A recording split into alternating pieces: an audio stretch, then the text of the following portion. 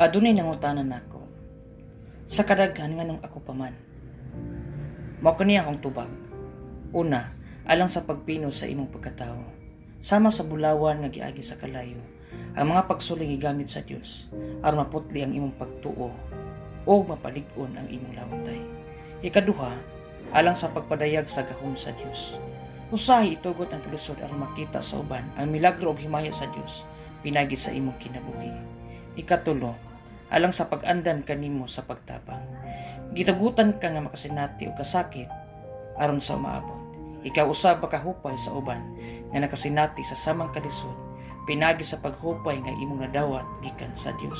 Katapusan, usa kini kabahin sa mas dakong plano. Dili man nato masabtan karon apan ang tanang butang apil ang mga kapait nga kasinatian nagatabang alang sa kayuhan ni adtong nahigugma sa Dios. Ikaw aduna ka may pangutana? Usahan ta.